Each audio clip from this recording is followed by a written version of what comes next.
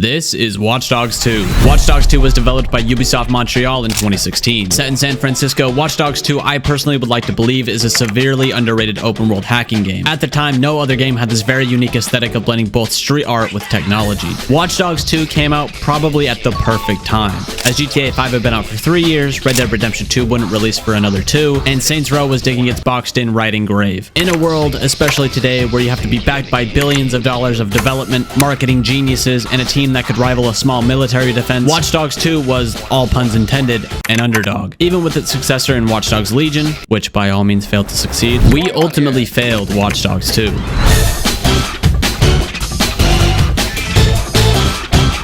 Hey, join the Discord or support the channel below. Enjoy your video. The year is 2014 and I am 12 years old. At the prehistoric game show known as E3, Tony Key, who is now the senior vice president at Ubisoft, went on the record to say Ubisoft was satisfied with the sales of Watch Dogs 1, launching it into a long-running franchise with the first game's goal to establish Watch Dogs as a brand like Assassin's Creed. It was instructed to the team that they take risk with Watch Dogs 2. When compared to the first game's more gritty aesthetic with Chicago, instead you have bright and sunny San Francisco and a new leading character from Aiden Pierce to Marcus Holloway, which have very different contrasting personalities from one another. To really drive home this game's hacking aesthetic, Ubisoft Montreal and its other subsidiaries worked with consultant hackers who would proofread their scripts, provide jargon words and gameplay mechanics in order to really authenticate the aesthetic. In addition to the hacker consultants, Ubisoft Montreal would make frequent scouting trips to California to research the game's setting and attempt to put most local and geological landmarks into the game. For areas that wouldn't make it into the game, these were redesigned and put back in. Now, if you've never heard of Watch Dogs 2, 2016, 3 years after the first game, San Francisco becomes the next big city to install the next generation of CTOS, an operating system designed to connect every device together in one system, developed by tech company Bloom. Although designed with accuracy, CTOS would accuse hacker Marcus Holloway, otherwise known as Retro, of a crime he didn't commit. Because of this, Retro winds up joining hacker group DeadSec, which is composed of Satara, last name I'm not going to try and pronounce, Josh, second last name I'm not going to try and pronounce, Horatio Carlin, and Wrench. DeadSec concludes CTOS can ultimately harm innocent civilians across the city and begins bringing awareness to the issue through social media campaigns and exposing corruption and crimes throughout the system. Not to spoil the game any further in case you want to play it, but how does it play?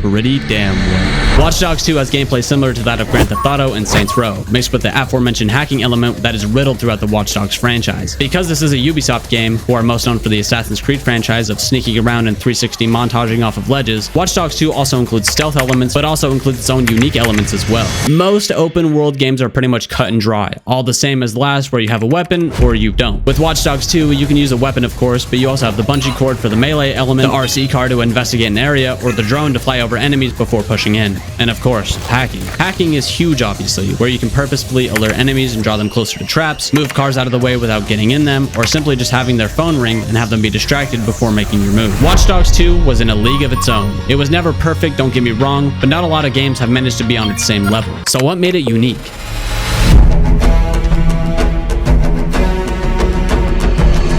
This is more of a personal standpoint, so keep with me here. Watch Dogs 2, in comparison to something like Grand Theft Auto, Saints Row, or Sleeping Dogs, has something very unique to it. While GTA has its attention to detail, Saints Row has its uniquely wacky story, and Sleeping Dogs is just pure gold. I can make a whole video on that alone. Watch Dogs 2 doesn't have the greatest attention to detail, the greatest storyline with the most likable or unlikable characters, but Watch Dogs 2 peaks purely on aesthetics alone. I personally with this comic-y glitch art so hard. Listening to some house music and roaming the streets of San Francisco is something that does not hit the same in Grand Theft Auto or Saints Row. This especially shines in the game's soundtrack. I don't know what they were feeding Hudson Mohawk, but it must have been some laced frost flakes because this is purely ethereal listening to the Watch Dogs 2 soundtrack. It is 2025 as I'm making this video, and I have never seen another game with this same aesthetic or even try to come close to it. Marathon had some pretty good aesthetics too, but it's safe to say I don't think we're seeing that one for a while. If you are a game developer who is using a similar art style, or even if you're not a developer but know of a game with a similar aesthetic, please let me know. I'm like a feral Mormon praying to Joseph Smith for this aesthetic. Watch Dogs 2 had one of the more unique approaches to an open world crime fighting game. Ultimately, I think it's something we overlooked drastically because now we don't have a lot of open world crime fighting games unless you're talking about Grand Theft Auto. Grand Theft Auto is king.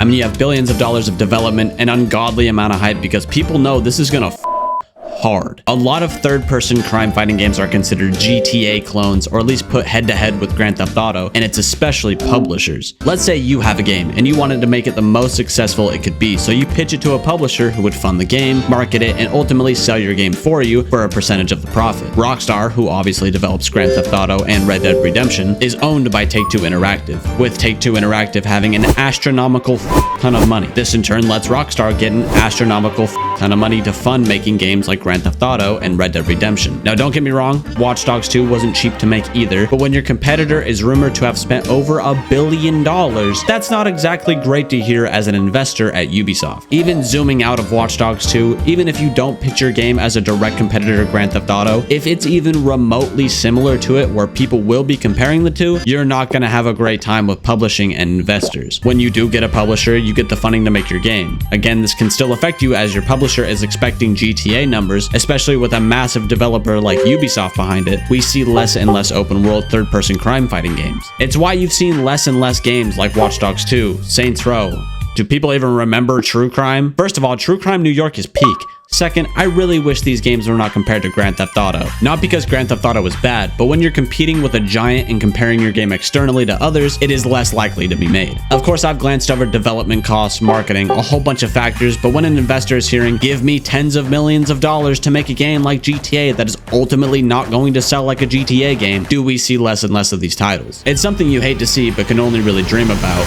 A new Watch Dogs game, ignoring Legion, since I both did not play it and heard it wasn't that good. You can form your own opinion on that title. What would another Watch Dogs game look like? Personally, and this is going to be purely off of what I think would be cool, but here's an idea of what I think should happen. Watch Dogs 4, you're introduced to an entirely new group of characters with subtle hints to Aiden Pierce and the Dead Set characters from Watch Dogs 2. This time set around either a futuristic Japan or a 1990s metropolitan of some kind. I say 1990s since this could be a highlight of sort of what we're going for. With Watch Dogs 2 having a mix of tech and pop art style, this new title could have a tech aesthetic mixed with, and hear me out on this one, the same sort of vibe as Fast and Furious Tokyo Drift. Could you fucking imagine this? An open world third-person crime fighting game set in Japan with the aesthetics and cars from Tokyo Drift? That would go so fucking hard. I need someone to stop me from learning a game engine. I'm about to cream, dude. Just my pop filter. I'm going too hard on this. Whatever the next Watch Dogs game is, I hope they don't crunch and try to outpace Grand Theft Auto. We know how Rockstar operates at this point, and I'll be in my mid-40s before I see GTA 7 or Red Dead 3. This is how we failed Watch Dogs as a whole, more specifically with Watch Dogs 2. GTA is king, no doubt, but we let them be the only dominating force like it's the WWE in the 2010s. There is practically no more competition for Grand Theft Auto to compete with. Watch Dogs went on to Legion, which ultimately failed to catch audiences like Watch Dogs 2 did. Saints Row did slowly do a reverse Ugly Duckling, and Sleeping Dogs is all but forgotten in this day and age. And again, dog, I don't even think people remember True Crime. Whatever the future holds, I hope Watch Dogs can compete with itself rather than a juggernaut like Grand Theft Auto.